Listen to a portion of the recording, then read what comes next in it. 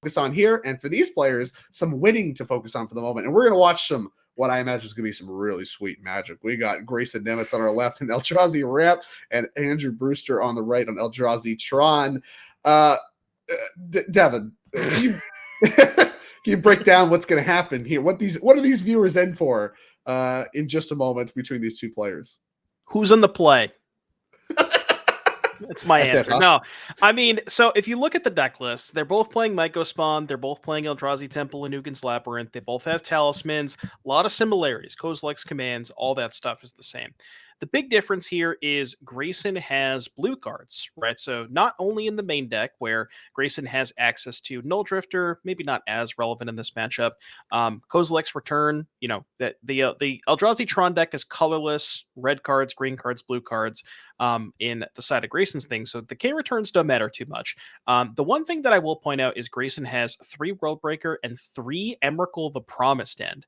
The Eldrazi Tron side of things does not have any Worldbreakers or any Emrakuls. So if we get to the stage of the game where, you know, heaven forbid if players actually start having lands in play and they're not just Myco-spawning each other, then I believe Grayson has a pretty big edge there. Having those Emrakuls and those Worldbreakers.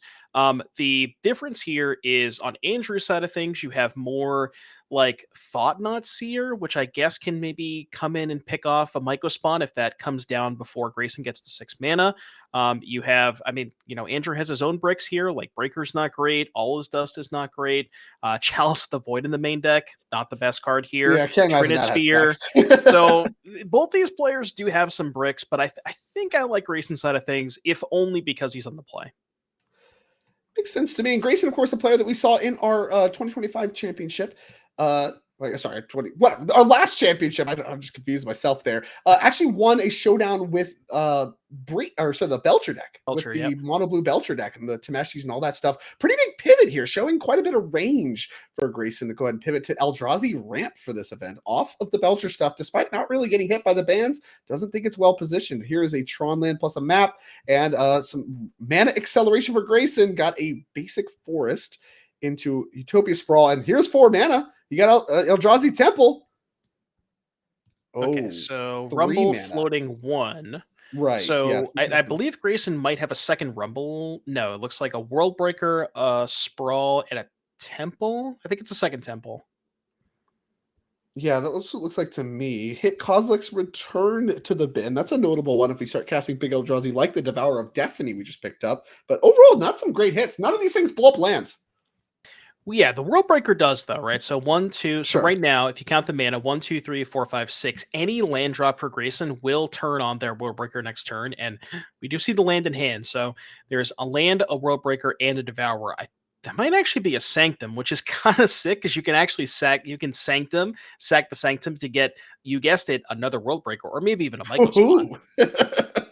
Yeah, here we go. So the Eldrazi Temple means you don't have to sack the spawn, which is a huge deal. Yeah, so it's Eldrazi Temple. And that's going to pick off a land. Then you're going to look at Worldbreaker. That's 7 mana, but we have it thanks to 2 Eldrazi Temples and a Utopia Sprawl. And of course, when you cast it, exile target artifact, enchantment, or land. I think we're going to go for a land. And then you can pay 2, or sorry, it's a 5/7 with reach. It's got the hidden reach mode. And 2 in a colorless, sacrifice a land. You can return it from your graveyard to your hand. So a lot of relevant text really used to be played in Tron. I mean, it's funny to see, like, you know, there's none in the Tron style deck right now, but in true, like, not actually Eldrazi Tron, like actual Tron, they used to play this card in multiple numbers just because of how versatile it was and what a great blocker it was. And of course, if you kill it, you just bring it right back, and that's quite powerful as well. In this matchup, it's an A+. Blows up lands. Check. Yeah. Another important thing to note here, it is very telling where if you look at Eldrazi Tron, you kind of associate it normally with just a colorless deck. There's no colored spells. Well, it turns out the only colored spell happens to be probably the best one, and that's Mycospawn. It's the only card that is in Andrew's deck that is not a colorless card. And, you know, really going out of his way to play it. There's 1 Forest, 1 Cavern of Souls, 4 Talisman of Resilience, and then the maps to find the green sources. So realistically, not a ton of green sources here that Andrew is working with, but because that card is just so unbelievably powerful, decided it was worth it just to splash that 1 card. So Chalice on 1 coming down for Andrew Brewster. That only hits Utopia Sprawl, of which there are 2 in play, I believe. I'm checking. Quick check for more 1 drops. In the main deck, I'm not seeing any. So yeah, that just hits Utopia Sprawls, of which are already in play. Not a lot of text. We mentioned that. Chalice of the Void, probably one of the first cards to get launched from the deck in the sideboard games. Does have Ugin's Labyrinth follow-up. Not quite a third Tron land, but still does accelerate the mana some. Gets to put all his dust underneath that. Yeah, you don't want to be happy. That is a good use for all his dust in this match. Yeah, another card that is going to get launched from the deck, I imagine, in the sideboard games as well. All right. 4 mana. What do we got? Oh, So well, this would leave you playing Karn is the answer based on reaching for the sideboard. This could be a Karn, and I think under normal circumstances, if both players have a boatload of mana, Karn's fantastic. But Karn not looking so great on this board. Grayson just has a 5/7. Andrew can't really do anything with the Karn immediately. So it's just going to be minus, get whatever, and then immediately die. Which, I mean, looking at Andrew's sideboard, there is quite a few options. Depending on whether or not he has Tron lined up, you could get something like a Cityscape Leveler. You could also maybe go for a Bridge if you want to try and play a longer game, but that one's kind of sketchy. That's what I was looking for. Yeah, well, I mean, Emrakul is. Yeah, guess you're probably a problem. Ooh, that's also a problem. Kozilek's Command 2 for 7. Right. So this is what, double Black Lotus and Demonic Tutor, basically?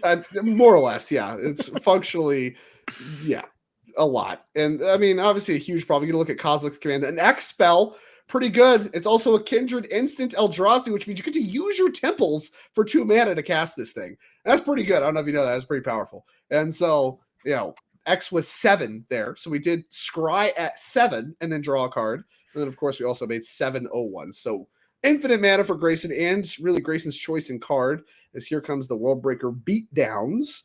Of course, Ensnaring Bridge is still in hand from Andrew, thanks to the Karn down tick from last turn. Does Grayson have a meaningful follow-up? Yeah, Grayson picked up a copy of Karn. So 7, 8, 9, 10, 11, 12, 13 mana. Karn with 9 left over. So Grayson... Now, I will say that these Teamer Eldrazi decks don't tend to play a ton of Haymakers, although now that I'm saying that, Grayson does have a Leveler in his sideboard, so presumably going to maybe go towards that. Or you could just go for coding, just start blowing up lands. Yeah, that probably just ends the game more quicker. Yeah, I mean, dealer's choice at this point, and like you said, notably, Microsoft Lattice is still banned. That would be just actual lights out right here, but they did ban that card for this exactly this reason. One. Yeah, it would be really good. So none of that, but we do have the Stone. Oh, okay. Yeah, just name Urza's Power Plant. I'm down with it. All right, and put the Devourer underneath. So we're kind of hiding this as well as being able to activate Stone Brain. Okay, let's get into what the name is. I would have to guess it's Power Plant. I mean, Power Plant's nice. I mean, is there just one you just name Sowing Mycospawn or something? Does that do anything? I don't know. Yeah, I think once you've gotten to this point, Grayson kind of realizing that the way he loses is right. So, if you look at Andrew's deck list, Andrew has the Karns and maybe has some other big mana. And because Grayson has such a huge mana advantage, one of the only ways he can possibly lose this game is giving Andrew one turn with a Tron. And if Andrew has one big play, maybe that can get him back into the game. But now, because, looking at Grayson's battlefield, he has 15 mana and Andrew has 4 with no prospect of getting to more mana. This one just seems I don't really know how Andrew comes back from this. It does seem hard to obtain. And some of the cards too, they're normally big mana payoffs. Talking about Breaker of Creation, here's a card. Hexproof from each color. Nice. Colorless matchup. Gaining life, not really what this matchup's about. So there's a lot of cards that we've seen in Andrew's just opening sequencing here that are just not really the good cards in the matchup. All is Dust, Breaker of Creation, Chalice of the Void. Looks like there's a lot of room for improvement on the sideboard. So honestly, if you're going to be losing a game on the draw or whatever and need to claw back, this is a good one to do it because you just drew a bunch of your bad cards anyway. It looks like a not really a fair fight because it isn't. Grayson's drawn the cards that matter. Andrew kind of hasn't, as we do go back 4 mana, make it 5, but I mean, what is beating any of this with 5 mana? I mean, Thought Knot Seer, take a card out of Grayson's hand. We got the Bridge, but Grayson can just, eventually answer that at his leisure once he's blown up all of Andrew's lands with the coding. Because presumably Grayson's going to get the coding next turn. Yeah, there's a million things you could do. Drew a land's not good, so game for Grayson is about what's on the table at the moment. Does have a Devourer of Destiny. That thing can, I don't know, be a 6/6 that attacks. Yeah, that's another card. No targets in this matchup. Although Right. I Well, say an that upkeep Andrew thing, has right? targets. Andrew's got or Grayson's got sprawl, so Andrew at least has can do Sure. something with his. Sure. Yeah. Okay, so going for the leveler. Well, that just picks off the Oh thing, yeah. but you do have to use normal mana. You can't use the temples, really. They only make one for that thing. I don't think that matters. 7, I think you still got 8. 8, Yeah, right? it just doesn't matter at all. Yeah, you should Yeah. have 8 already. Don't even need to use your spawns. Don't even need to reach for them. Get to keep them around. All Yeah, right, have a power stone. I think Grayson's goal this game is to cast as many spells as possible and win without using a single one of those 7 spawns. That's the gambit here. They're just sugar. The Yeah. cheerleading squad over in the corner. A power stone coming for Andrew is more beatdowns than the World Breaker. Half dead is Andrew Brewster, but I think the reality is it's full dead. I mean, is there a single draw? We got anything? About to find out. Kozilek. I mean, I guess if he has another labyrinth that could get him to 7, and then a sire could do something. The Sire of 7 Deaths. Yeah. Oh, But yeah. Sure. There's a card. Foundations Mythic. 4 lines of well, text. It's all keywords. that just gets got by leveler, so that's not even good enough. Okay. Yeah. That doesn't do anything either. What is Ward? He has to pay 7 life. That's fine. Grayson's got more than 7 life. I think he can allow it. Where's Karn? It's awkward because if we exiled the bridge, you could buy it back, and then leveler wouldn't get it, right? Because Yep. like it has to attack and it can't. But no, we can't do that. Yeah, a lot of things we can't do. That's a big difference that you point out between World Breaker and Leveler, where World Breaker exiles but Leveler doesn't. So, if Grayson say had a World Breaker on the bridge, then Andrew may have had ways to go find it, but now he doesn't. Giving the sideboard another look. I mean, literally has 15 one-ofs, so unclear if there's something, but I think we're backing it up. Andrew has seen enough. Yeah. Grayson, as you mentioned, you said whoever's on the play, Grayson was on the play, and we're done. So that is going to end game number 1 between these Eldrazi stratagems. And that means to the sideboard, we go to the beautiful 15 one-of masterpiece that is Andrew Brewster's sideboard. So without further ado, let's dive in. Ready? 1 Cityscape Leveler, 1 Cursed Totem, 1 Disruptor Flute, 1 Ensnaring Bridge, 1 Forsaken Monument, 1 Grafdigger's Cage, 1 Haywire Might, 1 Liquid Metal Coating, 1 Sundering Titan, 1 The Filigree Silex, 1 The Stone Brain, 1 Tormod's Crypt, 1 Torpor Orb, 1 Trinisphere, and 1 Walking Ballista. Do we board anything, or is it just only a wish board? Well, this is where it gets a little awkward because Andrew does have some real stinkers in the main deck. I'm looking at the All-Is Dusts and the Trinispheres. Trinisphere is maybe more reasonable on the play, especially if you can pair that with a Labyrinth and you cast it on turn 2 before before Grayson can deploy like a Rumble or something. Even in those games, it's still not that great. So I really want to get those 5 cards out of here. And I think a lot of times when people see Karn sideboards, they just assume no sideboarding. But I think what you have to think about is the cards that you are least likely to Karn for that have any amount of meaningful impact in the game. So like Cityscape Leveler, you probably want to Karn for that often. Stonebrain, you probably want to Karn for that often. But past that, like Sundering Titan could pop a land with a Utopia Sprawl on it. Forsaken Monument could do something. Walking Ballista. So cards like that can maybe like board in that you can do something just to get these 5 blanks out of the deck.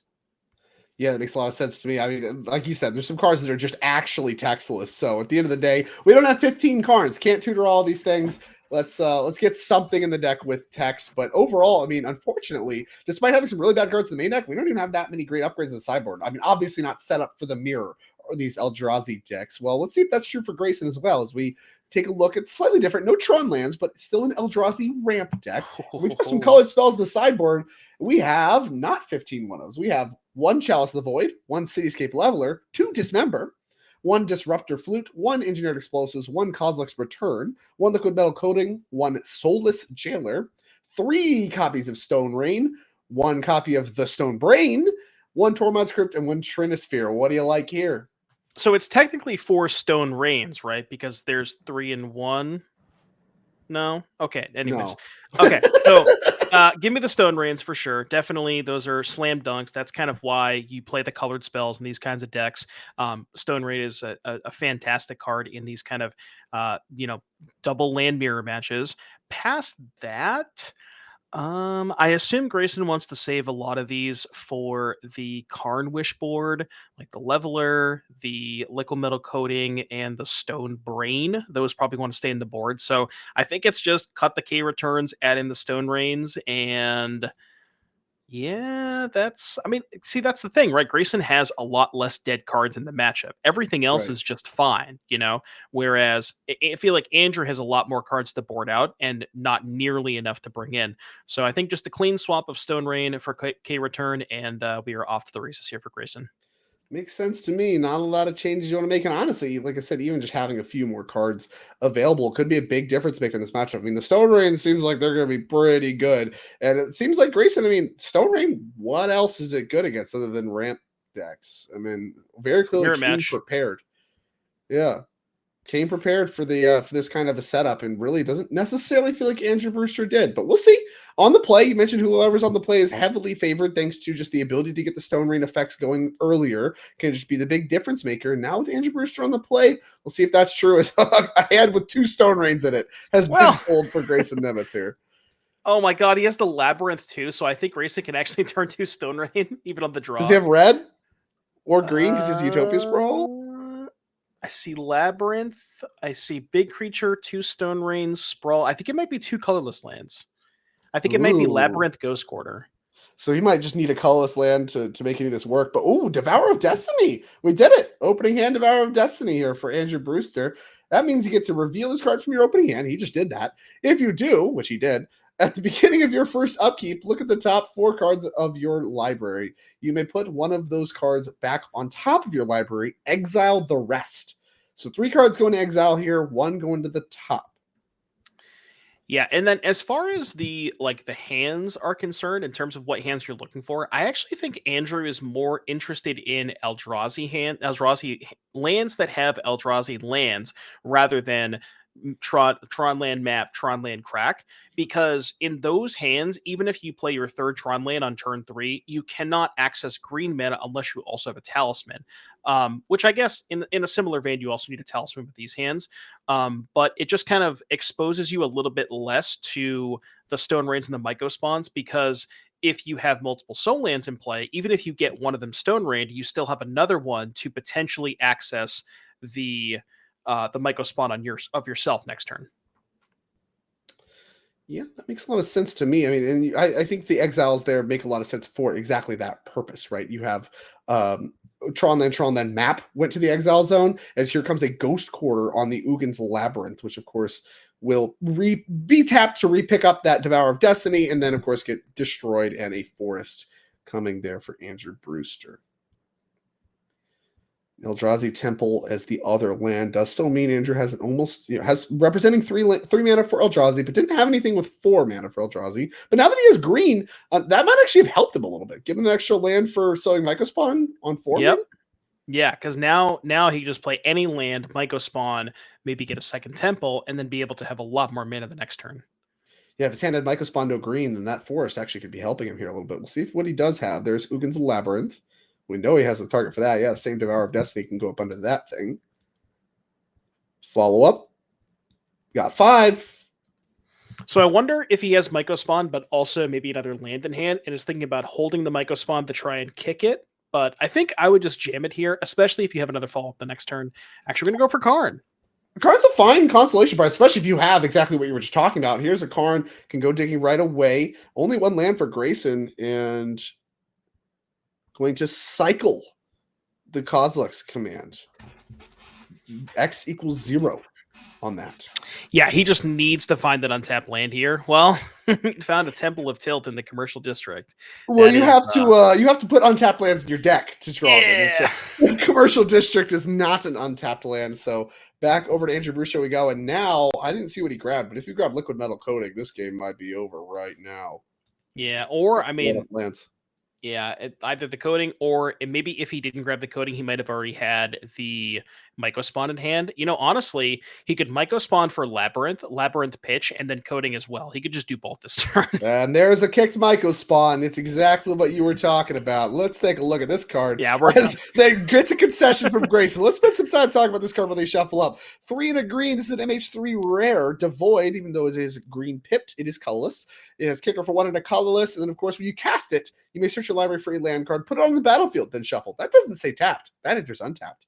And then also, when you cast the spell, if it was kicked, exile target land. So kind of like a nod to the Mulwani Acid Moss.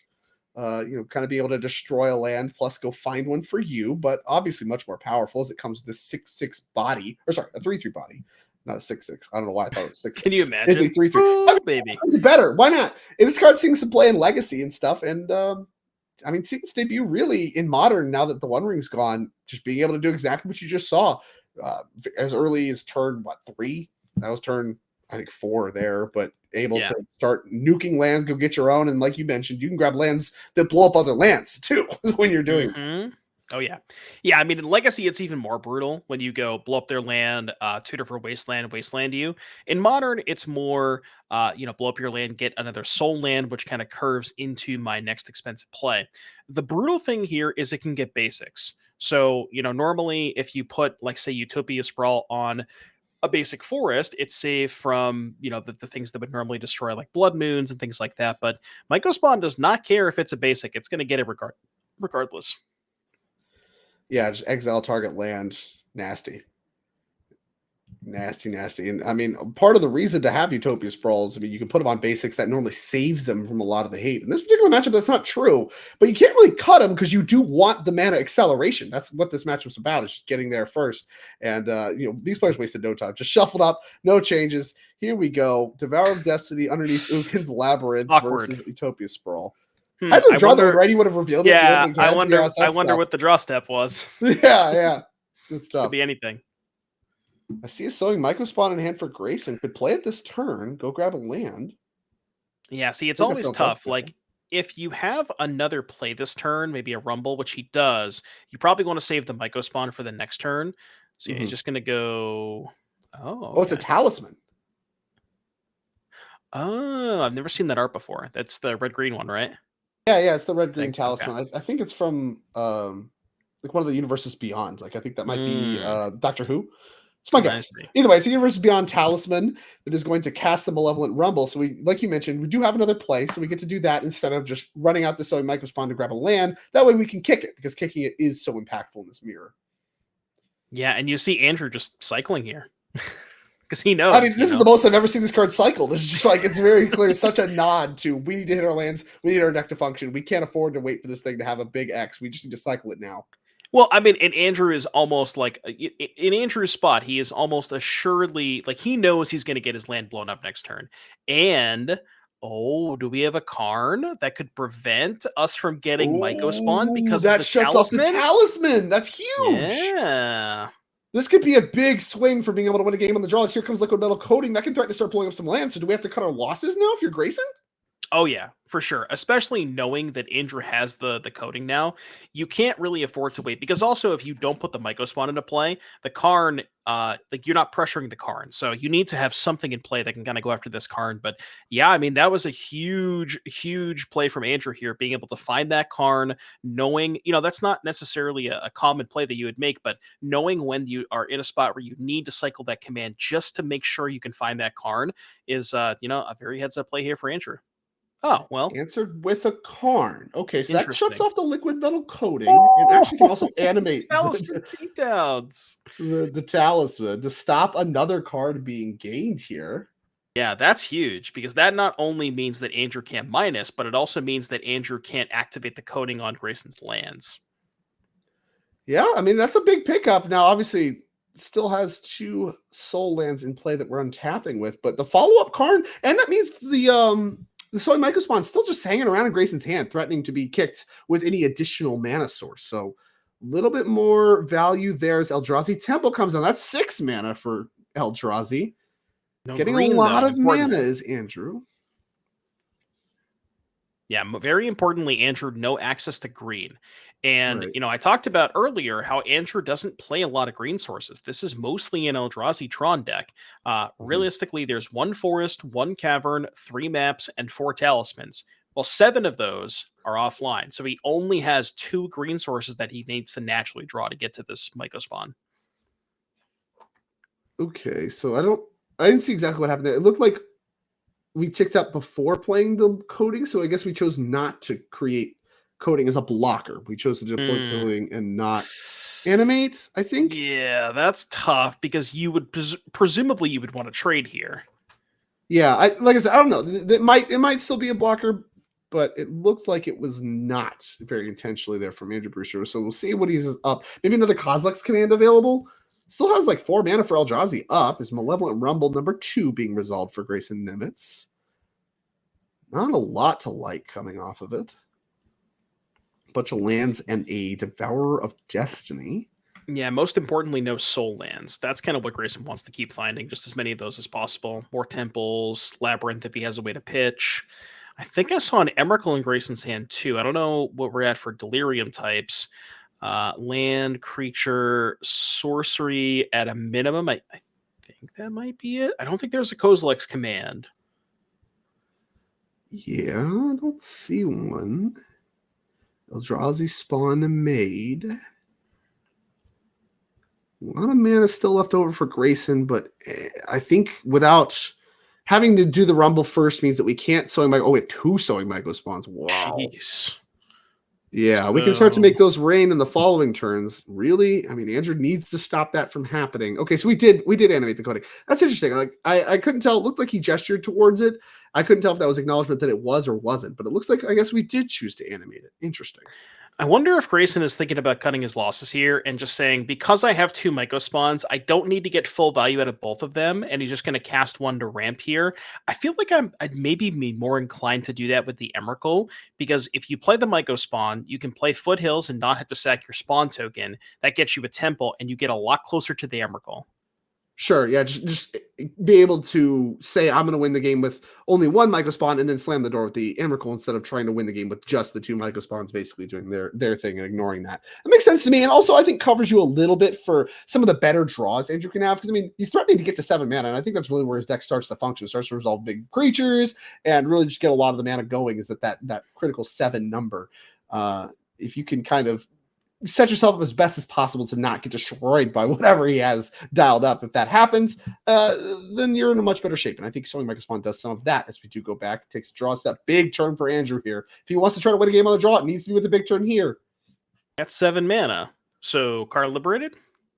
Is that even in the deck? No, that was a sick. throwback, okay? I mean, how about a Sire of 7 be good Deaths? here. Sire of 7 Deaths is not an F. A lot of keywords on this it's actually an S. It is an S. There you go. Sire 7 Deaths, 7 abilities, 7/7. 4 lines of text there. You got all of them are keywords. First strike, vigilance, minutes, trample, reach, lifelink, wards, and pay 7 life for the ward. No haste. That's tough. No haste. I believe, unless there's a card type that I'm not seeing off screen. Oh, I forgot about the talisman. The talisman traded. That's the 4th type. So artifact, land, sorcery, creature. 4 types. Plus 1, 2, 3, 4, 5, 6, 7, 8, 9 mana. 9 mana, 4 types. I believe we can Emrakul this turn. It's a lot of mana being tapped. It seems like you might be right. Boop. Yep. Emrakul has hit the stack. Trigger. What's the saying with this card? It's a different story every time. Oh yeah, I remember that. Really? Take a look at Emrakul the Promised End, a mythic from Eldritch Moon. You got your 13/13 for 13. Cost 1 less cast for each card type among cards in your graveyard. And when you cast a spell, you gain control of target opponent. I wonder who's going to target. During that player's next turn. After that turn, that player takes an extra turn. It is a 13/13, of course, and has flying, trample, protection from instants. So you actually can't Kozilek's command this thing. This protection from instants. True. You know, the funny thing about Kozilek's command that I actually had this come up when I was playing a mirror match online today. If you take your opponent's turn, Kozilek's command is target player scries then draws. So you just you target your opponent. That's target, so sick. Yeah, that's so good. Great. What do we got here though? There's a Myco spawn and a Devourer. Still no access Not to a lot. green mana, so yeah, I mean, I guess you just send in the Sire, block with the Emrakul, down tick the Karn, find nothing. What's the? I don't know if you know this. And I don't know if anybody in chat knows this. If we have a judge, what is the ruling with Mindslavering your opponent and cards that search outside of the game? And I think that's what Grayson is maybe asking right now. I don't know Yeah, what because the you ruling can't there is. like just look at their sideboard anymore, right? I don't think Without so. I think that changed that. That was something that's how it always worked with for me. That was like one of the first things people did. If you took control of their turn, they kept playing. It's like, I would like to see your sideboard. And a lot of times people would just concede response to that or whatever. But I don't think you can do that anymore. But if you're searching with Karn, you have to be able to do that, right? So Well, I think it would just be minus and fail to find at that point. I think. Okay. Is there even anything we could do better? You can return both of the cards from the labyrinth. Oh, that's brutal. Yeah, that is not great. Okay, so we're down ticking. That's what we're about to find out. I don't see reaching for the sideboard happening. Man. Yeah, I think Grayson knows that. It's just a -2 for nothing, which is still good. 2 loyalty on the Karn, double Stone Rain you, and good luck. Yeah, and rebuy both of those creatures. I mean, that actually might be the most brutal thing happening this turn. Yeah, just -2 mana. Yeah, just basically double Stone Rain you, and there's like you can't just put it back. that's not how the cards work. Yeah. So now you just have these big chunguses and no mana to cast them with. Awkward. And obviously still the massive Emrakul on the other side of the table to deal with. So here's the extra turn. A lot of cards in hand. Yay. Andrew is at 27, did gain 7 life from the Sire attack. So he's going to get at least one more turn. Maybe if Andrew draws back-to-back Tron lands? Well, transfer ain't it. He does have one, so he could draw another one still. He has a tower, okay. Yep. Well, I think Grayson also still has a backup sewing microspawn, so that might be the door on everything. But we do have a Ugin's Labyrinth, so that brings us to 4, 5, 6. Right? No, we have Temple 2, so that is 7. We can Sire again. All right. That means we can start taking some Emrakul hits and not die. Oh, right. We had the Temple. I forgot about the Temple. Okay. Right. So, yeah, like Emrakul can hit us. We can just not block. And then we have, I mean, it's a 14-point life swing. We actually are kind of winning the race. So 13 to 20 or 13 to 14. Andrew cracks back for 7. Grayson goes to 8. You go up to 21. Yeah, 13 down to 8, I guess. Assuming nothing on the other side. Yeah. Ooh, we're even going after the card here. We have World Breaker too. I think we might be at the nothing matters because we have Sowing, Microspawn, and World Breakers. So there goes the Ugin's Labyrinth and a land coming for Grayson. I'm trying to think if we have enough for both. I don't think so, right? Because Soul Land off of this gets you to 4. Soul Land from hand gets you to 6 for the World Breaker. Yeah, short this turn. But going to be able to do it long before the Sire actually wins the race because it's just a 1-point deficit, right? There, a hit for 13 plus the chunk for 7. Yeah. Gain 7. It's just going to be... It's going to take a long time to actually kill. Yes, it is. It's going to be a while. There's blockers and stuff. I mean, there's problems. I think there's also another Emrakul in Grayson's hand, too. So if things get dicey, he can just take another turn off. All right. Look how metal coating works now. Okay. There goes another land. Alrighty. So one player has 12 mana. One player has 3 mana. Hey, 4 mana. That's a Tron land. We got the tower in hand. Yeah, we have it all. We have Tron. You know, maybe if Andrew could resolve a free Mindslaver of his own, then we'd have a chance. Yeah, I mean, honestly, he's really only like a turn away. If he could get this Tron land online, he could start to make something happen. But and the Sires aren't Fs. Like I said, a lot of life gain, let you slog through some of these attacks. But really, the problem, as you'd expect, is these Stone Rains just over and over again. Doesn't matter how much time you're weathering against taking Emrakul hits. It's just, all your lands are being blown up in front of your eyes. What you can do about that? Yeah, and I mean, this is kind of just always how Tron mirrors have gone, right? It's like whoever can get to Karn plus coding first. And now instead of Karn plus coding, you just also have the Microspawns too. Excuse me. Back in the day, it was who could get Karn liberated first and then get to Ulamog the Ceaseless Hunger. Come on. Sure, that's fair. Turn 3. If we're going to go down the history lane, when it goes further back before War of the Spark. When's the last time Karn Liberated like saw play in Tron? It's been a long time. It has to have been like last year or the year before. Come on, the card's not bad. Come on. No, cards like Wormcoil Engine, that thing hasn't seen play in a century. That card is just an F. Solitude, see ya. I'm gonna nurse his mind, so we get 2 Tron lands. Yeah, I'm trying to think of a way for Andrew to come back in this game, and I just don't see it. I don't think Andrew sees it either. He started laughing. He's like, yeah. Now your Trinisphere is going to start to shut down your ability to play anything. It's really a question of, will Andrew continue playing this game to give Grayson the flawless victory? That's the real question. Yeah, it's on the table. We have liquid metal coating. We're cooking. Flawless victory definitely possible. You know what's really good at making the flawless victory a lot more achievable is another Emrakul, because then you can send the Sire into the Emrakul. See, I'm cooking.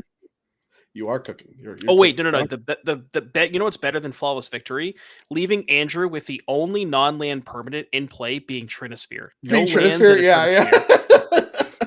So there's a certain taste of your own medicine going on there for sure. I mean, all told, yeah, a brutal way to go out. Like, I think Andrew's Karn early in this game was a good way to kind of try to fight back and try to win a game on the draw, disrupting some of Grayson's mana. But I mean, just being able to get to that Emrakul mana on the following turn, really heads up play from Grayson. I think a lot of players would have started casting the Sowing Myco spawns a little bit earlier. Grayson didn't, and really lined up the Emrakul, and I think that Emrakul was just too game breaking. That double Stone Ring virtually by tapping those, or Ugin's Labyrinth, sorry. Really big player for shifting things in Grayson's favor. Here is a Cosmic's Command with X large enough to exile Sire of whatever. And take 7, please. Yeah. Sire of 7 deaths is now going to get its first death. Grayson can afford the step in life. Yeah, true. Down to 8, but unfortunately, life totals are not how the game plays out. And Grayson gonna win this one. 2 games to 1. Really, like you mentioned, every player on the play won there. So that's, I mean, it is what it is. It's colorless mirrors as they've always been. Who can get the Stone Rains going first, part of the equation? But there was some play back and forth with some of the cards and stuff like that. And unfortunately, only one of the colorless decks can move on to the semifinals. So congratulations to Grayson Nemets on that. And we're going to head here to, I guess, a break, it looks like. So it looks like, yeah, we do not have a backup for this round. Unfortunately, we're going to miss out on some of the Flicker versus Breach action. Or sorry, it was Boros Energy action that we had previously. So we're going to take a very quick break, and we'll be back with a updated bracket for you. And then, of course, we'll be moving on to the top 4, getting closer to crowning a champion and the second player in the NRG Championship very shortly. So we'll take a quick break. Be right back. Don't go anywhere.